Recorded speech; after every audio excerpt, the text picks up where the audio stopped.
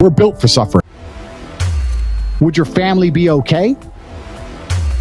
All men. The men in the Titanic as the boat was going down, about to be sucked into the icy cold water, some of the last thoughts in those men's head. I know. Think about these things. Absolutely. I'm happy to plunge into this ice cold water because there they are on that boat, away from danger. Everyone we love and everyone in the world who we care about was taken care of. And I said, Andrew, would you rather us both be at liberty, but someone else in our life suffer? Mom suffer? Our kids suffer? The mothers of our children suffer? No. I'm glad it was me. I'm glad I was the one who was suffering and everyone else was okay, because that's what being a man means. When you're a man, absolutely, you're right. It is our job to suffer so the people around us do not suffer.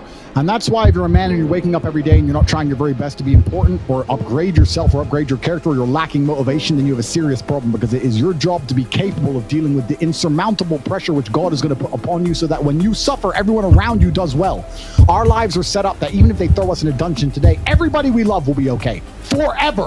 You say, I don't have motivation to become strong. I don't want to work hard and get rich. I don't want to try and become financially free. What you're saying is that the second you disappear from your matrix controlled job, everyone who loves you and respected you and relied on you is going to starve. How can you live that way as a man? Absolutely and utterly unacceptable.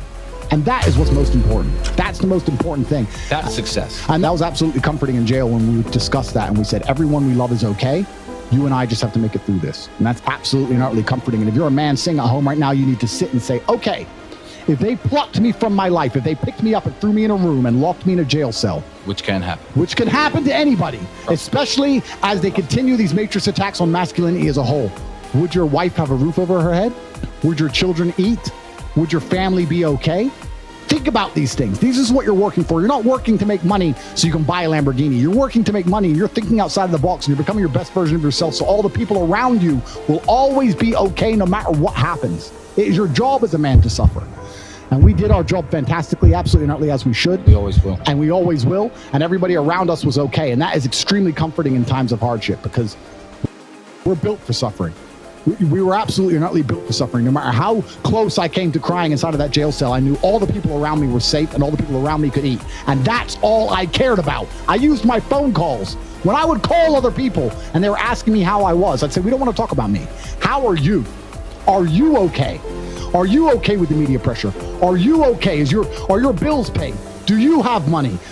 Can you eat? I'm in a jail cell in Romania. I'm making sure that everyone I love is okay. I don't need them to sit and worry about me. I worry about them.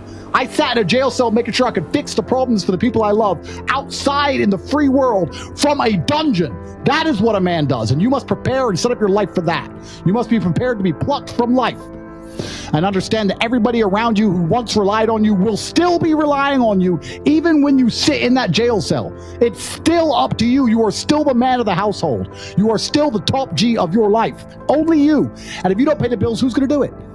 Your wife's just going to what? Go get a job, get like 5 jobs and raise your kids? How's she going to do that? You must be prepared for these things. That is what you're working for. So if you wake up every day as a man,